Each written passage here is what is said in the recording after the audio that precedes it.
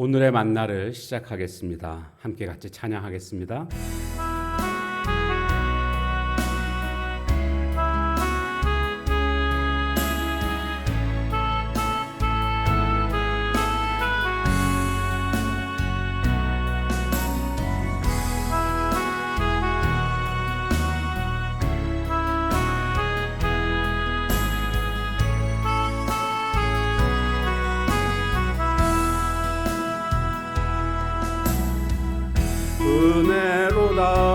은혜로다 주와 함께 거함이 은혜로다 은혜로다 주와 함께 거함이 은혜로다 주가 계신 지성소에서 주를 찬송하니 내 영혼에 부어주신 주의 큰 은혜로다 은혜로다 주와 함께 거함이 은혜로다 은혜로다 주와 함께 거함이 은혜로다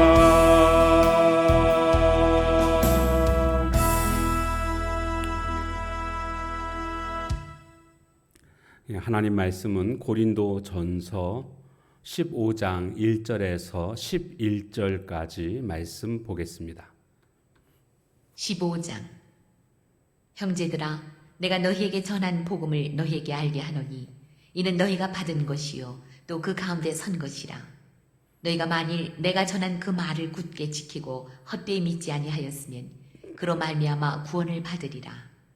내가 받은 것을 먼저 너희에게 전하였노니 이는 성경대로 그리스도께서 우리 죄를 위하여 죽으시고 장사 지낸 바 되셨다가 성경대로 사흘 만에 다시 살아나사 게바에게 보이시고 후에 12 제자에게와 그 후에 500여 형제에게 일시에 보이셨나니 그 중에 지금까지 대다수는 살아있고 어떤 사람은 잠들었으며 그 후에 야고보에게 보이셨으며 그 후에 모든 사도에게와 맨 나중에 만삭되지 못하여 난 자 같은 내게도 보이셨느니라. 나는 사도 중에 가장 작은 자라. 나는 하나님의 교회를 박해하였으므로 사도라 칭함받기를 감당하지 못할 자니라. 그러나 내가 나 된 것은 하나님의 은혜로 된 것이니 내게 주신 그의 은혜가 헛되지 아니하여 내가 모든 사도보다 더 많이 수고하였으나 내가 한 것이 아니요 오직 나와 함께 하신 하나님의 은혜로라. 그러므로 나나 그들이나 이같이 전파하매 너희도 이같이 믿었느니라. 아멘. 교회 안에 분쟁과 혼란이 일어나는 이유가 뭘까요? 고린도 교회가 지금 그런 분쟁과 혼란이 일어나고 있는데 바로 그것은 잠시나마 복음에서 눈을 떠났기 때문에 그렇습니다. 해결책은 그러면 뭐겠습니까? 다시 복음으로 돌아가는 것입니다. 그래서 지금 바울 사도는 다시 복음을 그들에게 깨닫게 하기 위해서 설명합니다. 형제들아 내가 너희에게 전한 복음을 너희에게 알게 하노니 내가 전했던 복음을 너희에게 지금 다시 알게 한다라는 겁니다. 왜 그랬을까요? 사람은요 시간이 지나면 희미해집니다.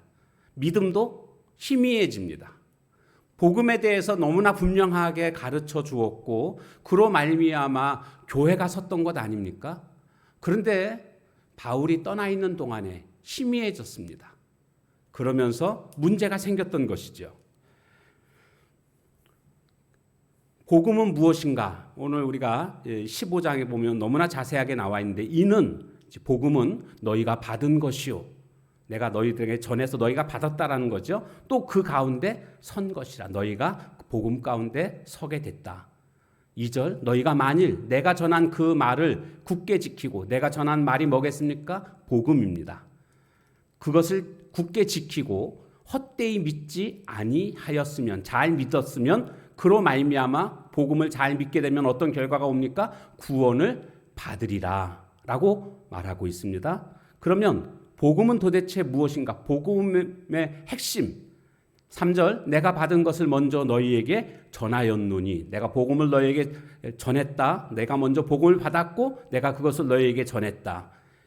이는 즉 복음은 성경대로 그리스도께서 우리 죄를 위하여 죽으시고 장사 지낸 바 되셨다가 성경대로 사흘 만에 다시 살아나사 우리의 죄를 위해서 예수님이 십자가에 돌아가시고 장사된 후 3일 만에 사흘 만에 다시 살아나신 것, 이걸 부활이라고 그러죠. 바로 이것이 복음이라는 겁니다. 다시 살아나사 게바에게 보이시고 베드로를 의미하는 거죠. 베드로한테 보이셨고 또 12제자에게 보이셨고 그 후에 500여 형제에게 일시에 보이셨나니 그 중에 지금까지 대다수는 살아있고 이 말을 하고 있는 그 당시에 예수님의 부활을 목격했던 사람들이 대다수 살아있고 어떤 사람은 잠들었으며 어떤 사람은 이미 죽었다는 거죠. 그 후에 야고보에게 보이셨고 그 후에 모든 사도에게도 보이셨고 맨 나중에 만삭되지 못하여 난 자 같은 달을 다 채우지 못하고 태어난 부족한 나 같은 자에게도 보여주셨다. 어디에서요? 다메섹 도상에서. 그때 사울아 사울아 왜 나를 핍박하느냐 이렇게 예수님께서 나타나셔서 말씀하시지 않았습니까? 그런데 지금 갑자기 왜 이렇게 예수님을 본 사람들에 대해서 이름을 이야기하고 이런 사람들 저런 사람들이 다 보았고 이 사람들이 대다수 살아있는데 이미 죽은 사람도 있다. 이 말을 왜 할까요? 고린도 교회 내에 예수님의 부활에 대해서 믿지 못하고 있는 희미해진 그런 사람들이 많이 생겨나게 됐다라는 겁니다. 그래서 부활의 진실성에 대해서 의문을 품게 되었던 것입니다. 그래서 바울 사도는 지금 예수님의 십자가 사건은 사람들이 본 사람들이 많지 않습니까? 그것까지 기적이라고 말할 수는 없겠죠. 그냥 십자가에 돌아가신 거니까요. 그건 누구나가 다 믿을 수가 있습니다. 실제로 보지 않았다 할지라도 그렇게 돌아가셨대. 다 100% 다 믿습니다. 그런데 부활에 대해서는 믿기 위해서는 믿음이 필요한 거죠. 그런데 지금 그 부활하신 예수님을 직접 본 사람들이 이렇게 많다라고 지금 말하고 있는 것은 여러분들이 지금 부활에 대해서 믿지 못하고 있습니다. 여러분들의 그 믿음이 희미해졌습니다. 그러나 부활은 진실입니다. 이것을 지금 바울 사도는 고린도 교회 성도들에게 말하고 있는 것입니다. 그리고 이 예수님이 부활하신 것이 분명한 이유 중에 또 하나는요. 부활하신 예수님을 만난 모든 자들마다 변화된 인생을 살았습니다. 완전히 변화된 인생. 겁쟁이였던 제자들, 그런데 부활하신 예수님을 보게 되자 그들은 그 이후에 세상을 어지럽히는 자들, 그리고 순교회까지 이르게 되는 그런 모습들을 다 보여주고 있지 않습니까? 담대한 자들로 바뀌었습니다. 왜요? 이유는 딱 한 가지입니다. 부활 때문입니다. 부활을 목격한 사람들, 부활을 믿는 사람들에게 나타나는 공통적인 특징은 이전의 삶과 확연히 다른 변화된 인생을 살아가게 된다라는 겁니다. 그런 의미에서 보면 오늘 우리가 예수님 부활하신 거 믿습니까? 예, 믿는다고 대답하실 수 있습니다. 그런데 그럼에도 불구하고 삶의 변화가 일어나지 않고 있다고 하면 내가 예수님의 부활에 대한 확신이 혹시 약화되지 않았는지 이 부분을 살펴봐야 되겠습니다. 바울 사도는 부활하신 예수님을 만나게 되자 그의 삶이 완전히 변했습니다. 전에는 예수님 믿는 사람들을 잡아다가 감옥에 가두고 죽이는데도 함께했던 그런 박해자였습니다. 그런데 부활하신 예수님을 만나고 나서 이제는 예수님 부활하셨다고 증거하는 증거자로서의 삶으로 완전히 변화된 모습을 보여줍니다. 복음의 열정으로 뜨거워져 가지고 온 지역을 다니면서 복음을 전했고 그래서 수많은 교회들을 세웠습니다. 그리고 그곳에 많은 일꾼들을 훈련시키고 배출했습니다. 바울 사도는 스스로가 이렇게 이야기를 합니다. 10절에 보면 그러나 내가 나된 것은 하나님의 은혜로 된 것이니 내게 주신 그의 은혜가 헛되지 아니하여 내가 모든 사도보다 더 많이 수고하였으나 바울 사도는 정말 그 어떤 사람보다 더 많이 수고했습니다. 하나님 나라에서의 상급으로 따진다면 바울 사도만큼 큰 상급을 받은 사람이 또 있을까? 이렇게 생각이 들 만큼 그는 어느 누구보다도 많이 수고했습니다. 교회도 세웠지요. 일꾼도 많이 훈련시켜서 양육했지요. 정말 많은 일들을 했습니다. 그런데 그는 이렇게 말하고 있습니다. 많이 수고하였으나 내가 한 것이 아니요 오직 나와 함께 하신 하나님의 은혜로라. 그러니까 이 말의 고백의 뜻은 뭡니까?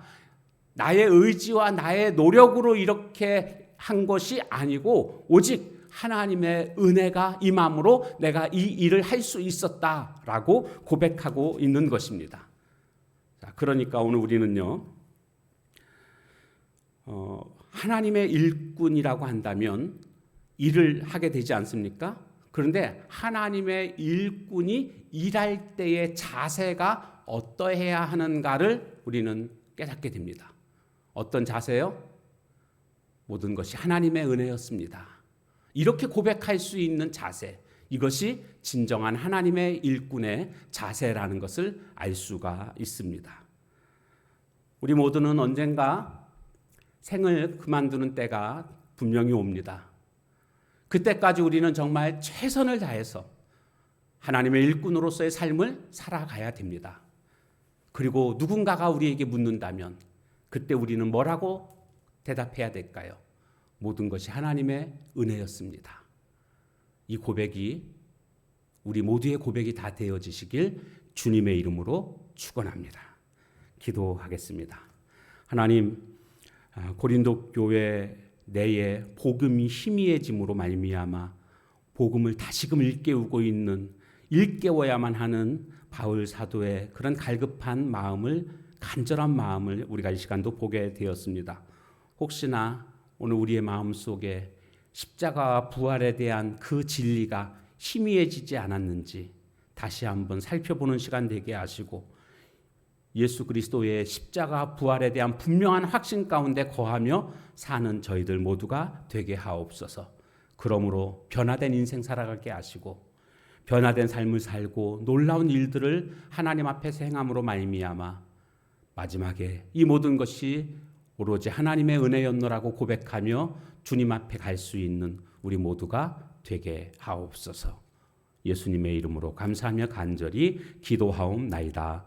아멘.